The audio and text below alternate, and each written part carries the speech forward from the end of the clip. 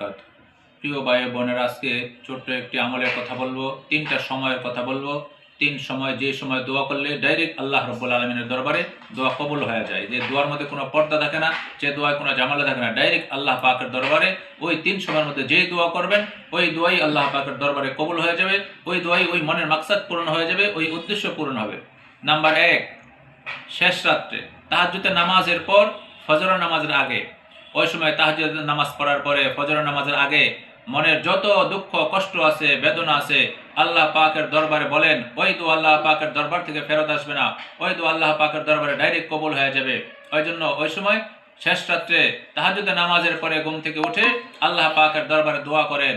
ওই সময় মনের যে দুঃখ কষ্ট, যে জিনিসের কথা বলবেন, যাহা আল্লাহ পাকের কাছে চাইবেন, ওই সময় আল্লাহ তাআলা তা পূরণ করে দেবে। কারণ শেষ রাত্রে আল্লাহ রাব্বুল আলামিন প্রথম আসমানে এসে বান্দাদেরকে নক করতে থাকে, বান্দিদেরকে ডাকতে থাকে, ও আমার বান্দা বান্দিরা, কারা অভাবে আছো, কারা সমস্যায় আছো, কাদের দুঃখ কষ্টের মধ্যে আসো, আসো আমি আল্লাহর কাছে চাও, আমি আল্লাহ রাব্বুল আলামিন তোমার দুঃখ দুর্দশাকে দূর করে দিব, তোমার মনের সকল চাওয়া পাওয়াকে পূরণ করে দেব, মনের সকল আশাগুলো পূরণ করে দেব।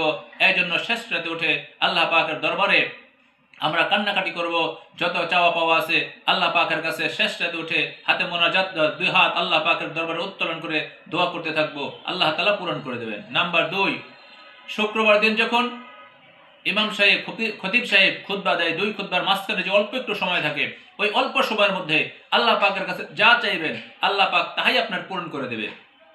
নাম্বার 3, আসরের নামাজের পর থেকে নিয়ে মাগরিবের নামাজ পর্যন্ত, আসরের নামাজ পড়ার পরে মাগরিবের নামাজ পর্যন্ত যে সময়টা, এই সময়টা অনেক গুরুত্বপূর্ণ একটি সময়, অনেক দামি সময়, অনেক মূল্যবান সময়।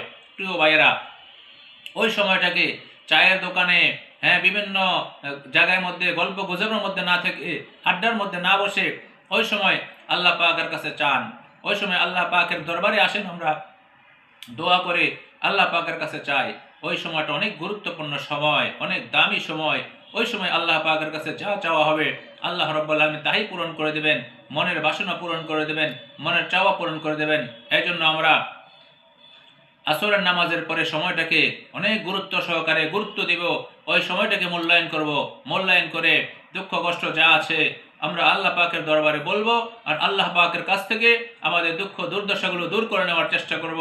কারণ আমাদের মালিক, আমাদের আল্লাহ, আমাদের রব তো এমন মালিক, যে মালিকের কাছে যদি মানুষ চায় ওই মালিক খুশি হয়, ওই মালিক খুশি হয়ে যায়, মালিক খুশি হয়ে যায়।